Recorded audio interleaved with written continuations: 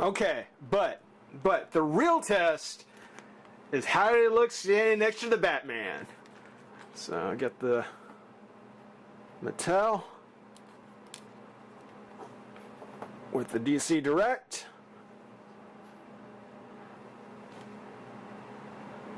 I think Mattel still got it.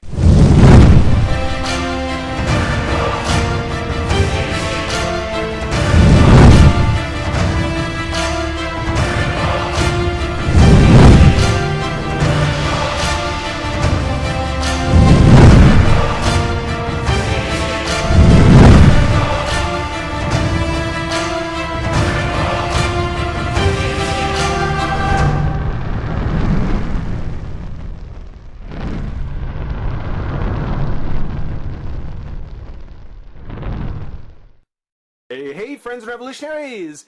Back with another video from what I'm officially going to be calling the Better Late Than Never series. Better late than never, we are going to get a look at the Batman Arkham City Series 1, the DC Direct figures from the Arkham City, not Mattel. We've already taken a look at the Mattel version. We're getting a look at Robin. Robin's first appearance, or I believe first appearance from the Arkham City or Arkham series. Looking pretty good. Looking pretty good. I'm gonna try and hold off. Again, I think Mattel did an awesome job on the Robin from Arkham City.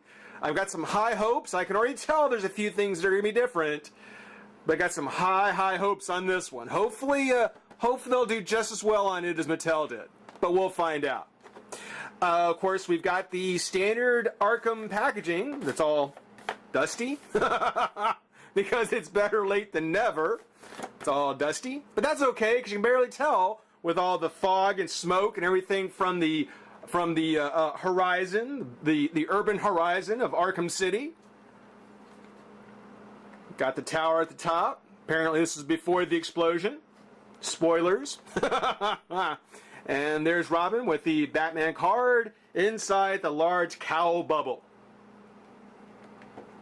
which is great. I haven't seen the Arkham Origin figures, but I really hope they're going to go ahead and keep using this. Arkham whatever series, I hope keeps this Batman cowl bubble. It's very unique, and I love the fact they do it. On the back, we've got the other figures in the set. There's the infected Batman, the unmasked infected Batman, something Mattel did not do. Harley, who we've already taken a look at, and Robin, and then the sticker, which was back in 2011, back when figures were $21. So there's a little insight into where I got it and how much I paid. On the write-up, same write-up for all of them. It's kind of the normal thing for DC Direct, but we'll read it anyway. Batman Arkham City introduces Arkham City, the newest maximum security home for Gotham City's thugs, gangsters, and insane criminal masterminds. This heavily fortified, sprawling district of the heart of Gotham City becomes the ultimate battleground between the Dark Knight and his greatest adversaries as he untangles a web of intrigue that threatens to tear the city apart. Batman's supporting cast is transformed by this new locale into stronger, more dangerous set of enemies and allies, and they'll all push him to his limits and beyond. I've been reading that. I've been practicing. Developed by ROCKSTEADY Studios and published by Warner Brothers Interactive, Batman Arkham City is the sequel to the award-winning hit video game Batman Arkham Asylum. Yeah, now whether or not the figure line, the Arkham City figure line, is going to be a worthy successor to the Arkham Asylum figures, so far Harley hasn't given me much hope. But taking a look at Robin there, seeing how he looks in the pack so far, again, I've got high hopes. And again, this was one of the last of the DC Directs, so when the last time we got to see that logo. Such a shame. But that's okay. That's okay. We'll go ahead and pop Robin out of the pack, take a look, and have some fun. Be right back.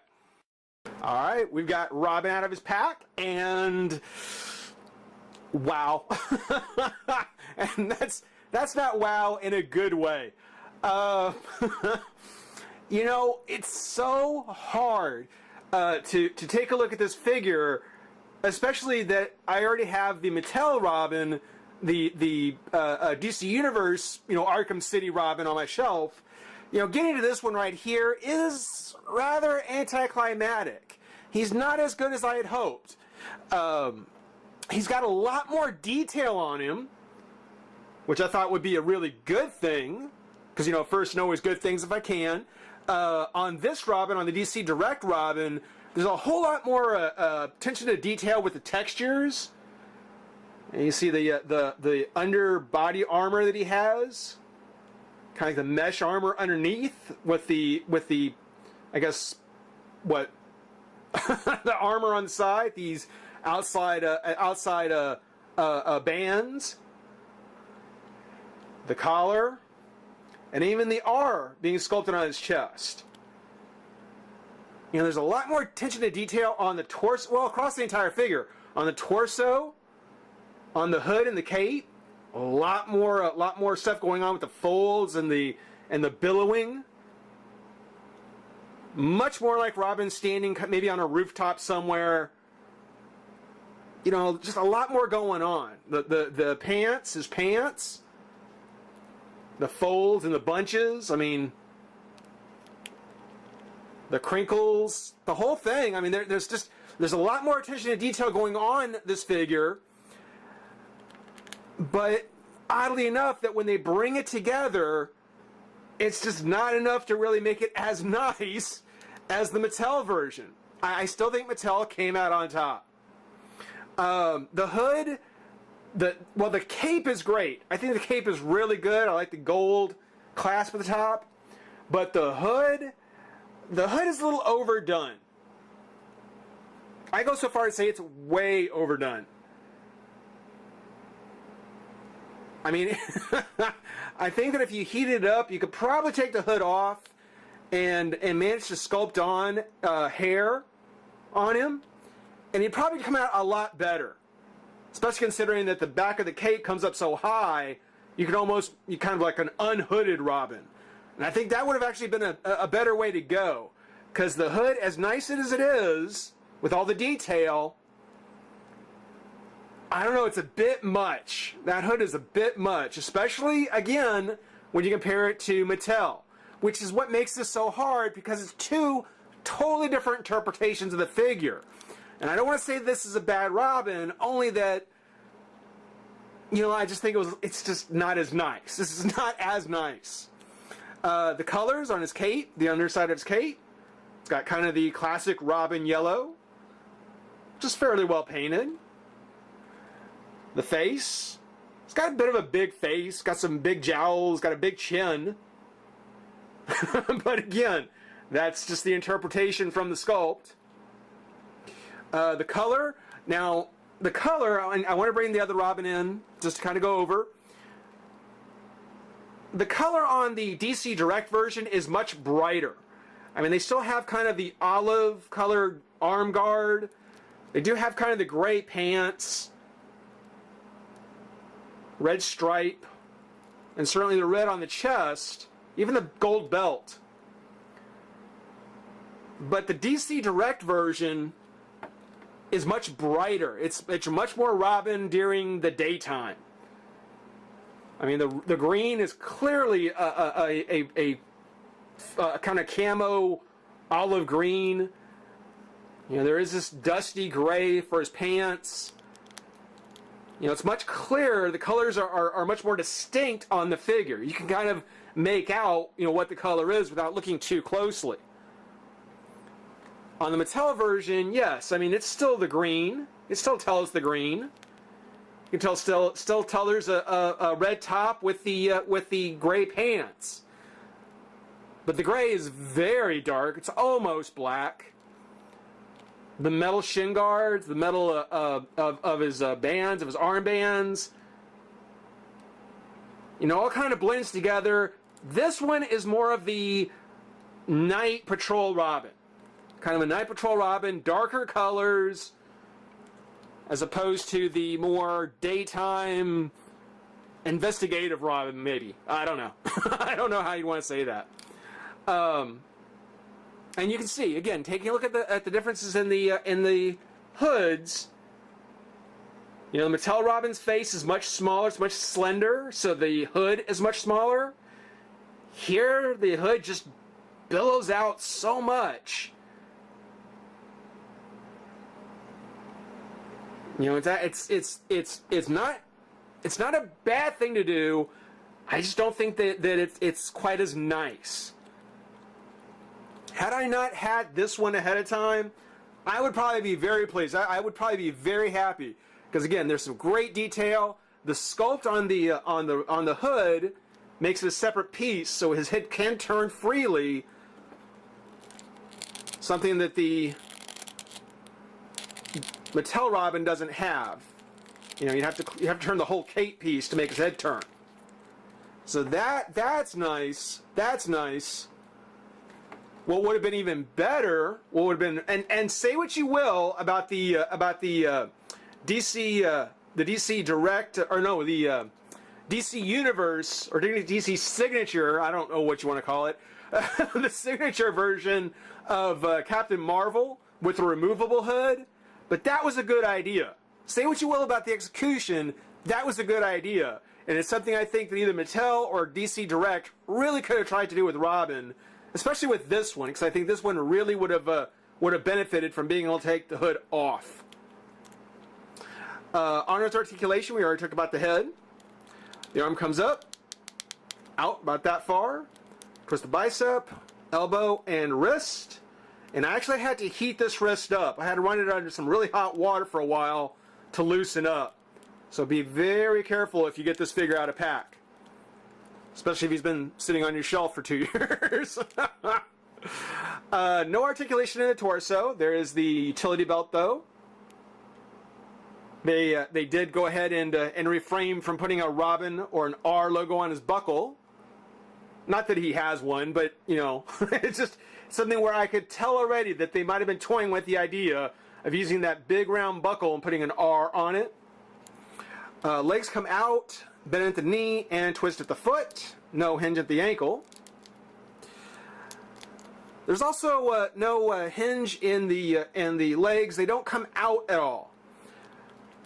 So his entire body pose is pretty much set. You can do different things with his hand or with his arms and the head. But there's no twist at the waist. No twist at the waist. And nothing in the legs, so that unlike the Mattel Robin, who can do kind of a sidekick thing, no pun intended, you know, or kind of get a kind of a crouching pose. DC Direct Robin is pretty static. He's pretty, you know, one pose. Yeah.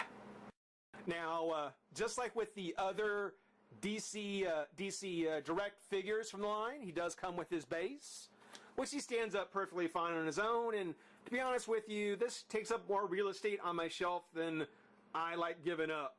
So if he stands okay like that, no reason to take up shelf space. It's just DC Comics, made in China, round base, whatever. He does also come with his bow staff, which is a rather unimpressive piece of straight plastic. No sculpting, no detail, no paint. Just a plastic stick, basically. Which I suppose, if you lose it or break it, it should be pretty easy to replace. But yeah, you know, this is where, again, the DC Direct Robin, the hands are probably one of the things that are concern me the most. Because again, first you have to make sure that you heat them up so that they will twist. But then here on the right hand, his fist is completely closed with just a hole kind of sculpted through it for the staff to go through. And it is a tight fit. I think I've gotten that to go maybe one time. Oh, let's see here. Turn it around. And if one end was thinner than the other, maybe that's how it's supposed to work, but I haven't noticed. There it goes. But that is a really, really tight fit for Robin. And in some ways, you can go ahead and just keep him posed, holding it like so. Or as you'll probably want to do, putting it in his other hand, which is actually an open hand. It actually will fit in. Oh, well, just popped off the hand. There he goes. Didn't break, but boy, it sure popped off. Let's see if we can get that back in there. Oh, there he goes. Whoo! Oh, that could have been bad. Oh, that could have been bad. Oh, maybe I'll use that at the beginning of the video. Okay, well, if your Robin's hand pops off, hopefully you'll just be able to pop it back on like that. But let's go ahead and get the staff through, which just popped off again. That's something where, hey, if the choice is between either breaking it or making it so it pops off, well, kudos to DC Direct for at least making a hand that'll pop off instead of actually breaking. I don't know how much of that you saw because I've been trying to get the bow staff in there. There it goes. There we go. Finally. Okay. There we go. I don't know how much of that you saw. But watch this hand. This hand's popped off on me twice, but at least it hasn't broken. So there he is with his staff. Not a bad Robin exactly. Just, I would really say that when you're looking at the two together, certainly Mattel has done a better job at making a much more youthful Robin, much more younger Robin, more slender, more kind of the Robin that you would expect. Even though the DC Direct version isn't bad, it's got better colors, they're much brighter, it's a bit bigger and chunkier. It's just a matter of choice. I would say that if you're the Dick Grayson versus Jason Todd kind of person, well, then you could actually have both on the shelf and it would work out fine. Lastly, no matter which one you like, no matter which one you go with, I think we all have to agree that he's just come a long way. So, say what you will about which one you prefer. Robin's come a long way into Arkham City. Guys, I hope you enjoy watching. Rate, comment, subscribe, join the revolution. We'll see you soon. Bye-bye.